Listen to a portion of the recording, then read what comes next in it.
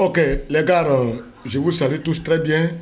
Moi, c'est Guy de Fer, ivoire-tv.net. Nous allons toujours parler un peu de tout ce qui est un peu beaucoup plus en Côte d'Ivoire et puis en Afrique en général, quoi. Et donc, nous allons nous arranger un peu pour que... Voilà, c'est ça. Aujourd'hui, en Côte d'Ivoire, nous avons aujourd'hui une route à péage.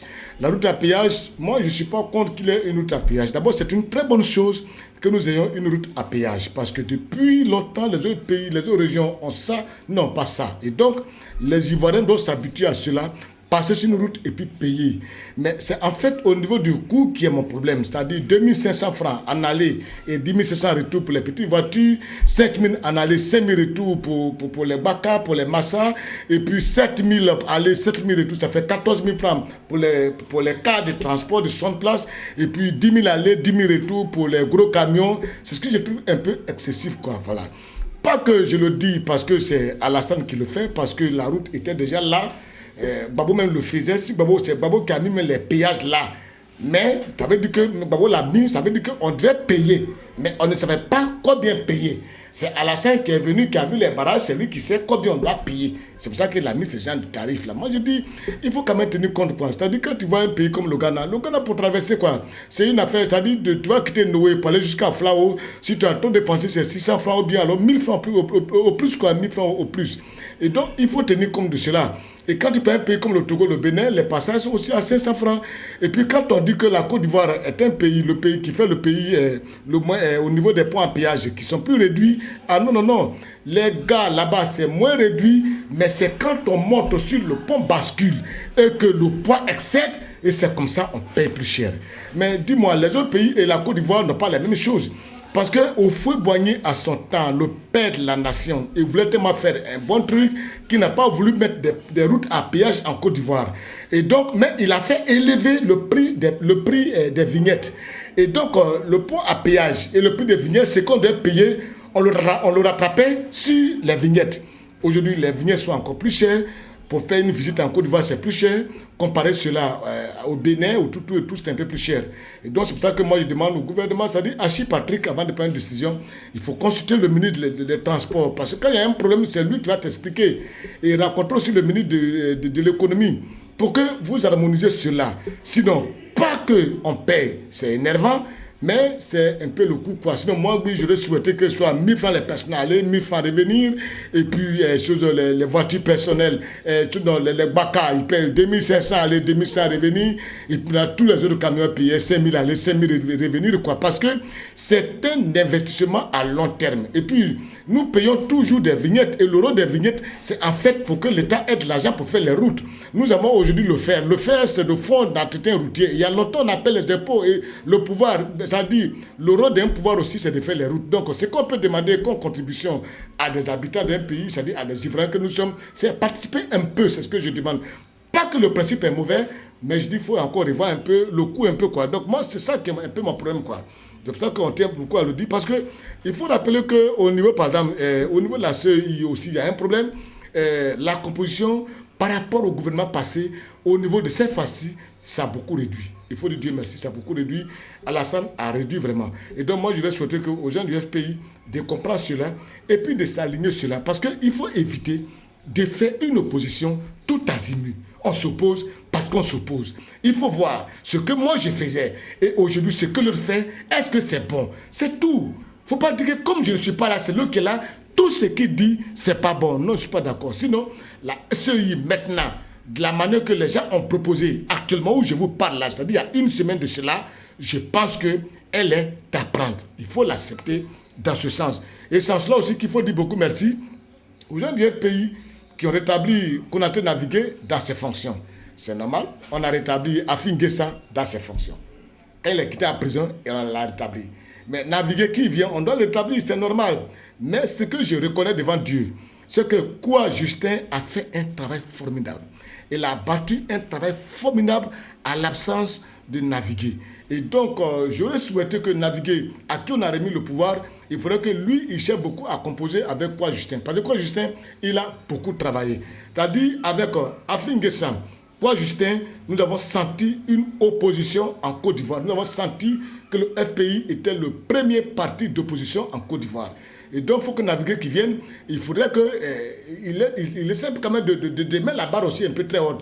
Mais pas une opposition tout azimut, c'est-à-dire de refuser pour refuser, dire non parce qu'il faut dire non. Il faut une opposition intelligente. Je n'aime pas dans ce pays, nous sortons de 10 ans de crise, nous venons de terminer une année de crise où il y a eu 3000 morts et je pense que chacun de nous, avant de parler, doit réfléchir, calculer un peu ses propos, peser ses propos parce que nous sommes assez fatigués. Des gens sont partis en exil parce qu'ils avaient des moyens de partir en exil. Ceux qui n'ont pas eu les moyens, eux qu'ils ont endoctrinés, ils sont restés en Côte d'Ivoire, la plupart sont morts. Eux, ils ne sont pas morts. Quand ils reviennent, quand ils sont libres, ils n'ont qu'à avoir des calculs, ils n'ont qu'à avoir de la retenue. Parce que nous, on ne sait pas où aller. Les Ivoiriens ne savent pas où aller parce qu'ils n'ont pas de moyens. Ça, il faudrait que les gens comprennent. Tu voyais Grabo. Grabo a été attaqué. Tu sais, le dossier de Grabo, je n'aime pas en parler parce que c'est de chez moi. C'est chez moi. J'ai fait mes études à San Pedro. Mes parents viennent de Tabou. Ma mère vient de Tabou. Mon père vient de Grabo. Je ne vais pas trop parler. Il y a eu une attaque précédente. Je n'ai pas voulu parler. Il y a encore une deuxième attaque qui vient d'avoir lieu. Des gens sont morts.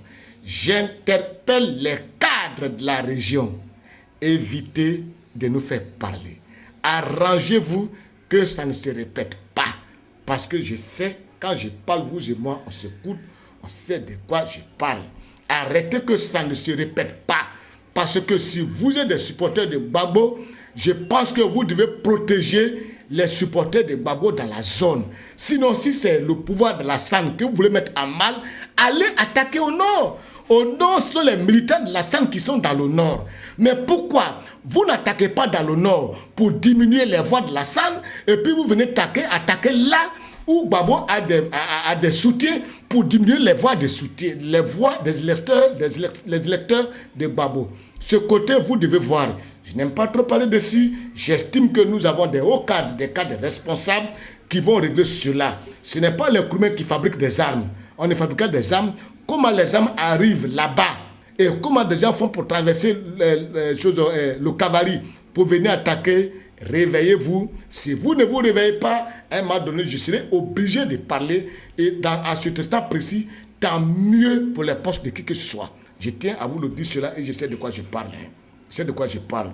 Et en cela aussi, il faut dire à toute sincérité que tout commence à aller un peu bien ici en Côte d'Ivoire. Je tiens beaucoup à remercier une dame, une équipe qui m'a beaucoup invité à Paris, c'est-à-dire les choses, monsieur et madame Saint-Lamour, c'est des gens, ça fait 2 fois qu'ils m'invitent à Paris. Frère, je vous dis beaucoup merci.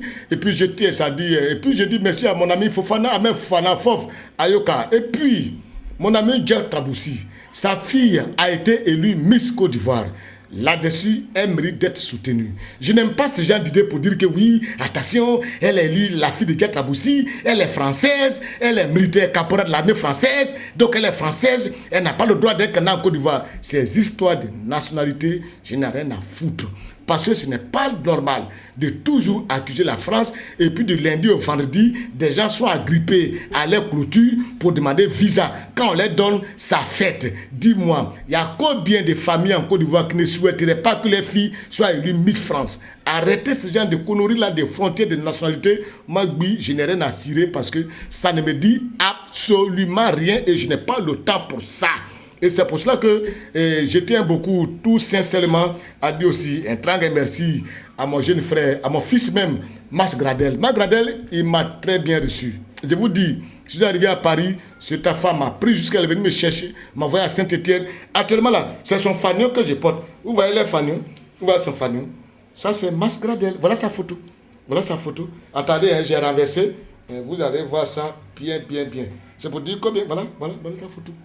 Gradel m'a bien reçu, c'est mon fils, il m'a bien reçu. Et je pense que pour des gens comme ça, il faut beaucoup les encourager. C'est un garçon qui fait du beau travail. D'abord, il a été le meilleur joueur à Saint-Étienne. Je suis arrivé à Saint-Étienne. Si l'enfant était mal vu, les gens n'avaient pas bien me recevoir. Et l'entraîneur, et les joueurs, et lui-même, ils m'ont tellement bien reçu dans un grand hôtel. Ils m'ont préparé, j'ai mangé, j'ai fait 2 jours. Félicitations, Grado. Ben, Dieu merci, il revient en équipe nationale. Nous allons beaucoup les suivre. Et puis, Dieu fera que tout ira très bien. Mais je dis à Bayou Charles, il y a Bayou Charles que mon ami Patrick Remarque a envoyé à Paris. Bayou, c'est mon ami. Donc, il l'a envoyé plutôt aux États-Unis. Si Bayou, ils envoient mon numéro, qu'il m'appelle aussi parce que c'est très important. Et ça aussi, je tiens beaucoup à cela parce que c'est des choses qu'il faut beaucoup faire quand même, c'est très important. Mais je dis, il faudrait que des gens comprennent. Et puis Alassane, conduis-moi par la main, conduis-moi par la main. L'obscurité envahit mon chemin, conduis-moi par la main. Ça dit, si je vous dis que Alassane ne travaille pas en Côte d'Ivoire, je vous ai menti. Alassane, il fait un beau travail. Venez voir les routes. Venez voir ce qui est bien en train de venir. Venez voir au niveau de la moralisation du fonctionnaire ivoirien. On est en train de taper dessus. Alassane travaille beaucoup. Mais au niveau des relations humaines, Alassane a une carence. Il a une carence. Il n'a pas une approche. Si aujourd'hui, vous voyez jusqu'à aujourd'hui, Babo est beaucoup soutenu, c'est parce que Babo connaissait beaucoup l'Ivoirien. Il avait une approche. Et l'approche de Babo avec pour Alassane, elle est très différente. Imaginez-vous un seul instant. Si Alassane n'avait pas une épouse comme Dominique, je ne sais pas qu'est-ce que la Côte d'Ivoire allait devenir. Parce que s'il a une femme qui fait beaucoup au niveau de l'humanité, au niveau du social, cette dame-là, si elle n'était pas là, on allait devenir comment? On serait livré à quelqu'un qui n'a pas de relations humaines, qui ne sait même pas, c'est-à-dire qu'à la place de son cœur, il y a une pierre. Conduis-moi par la main, conduis-moi par la main, conduis-moi par la main. L'obscurité envahit mon chemin, conduis-moi par la main. Il faut que Alassane revoie ses relations humaines. C'est très important. À bon entendeur, oui de faire.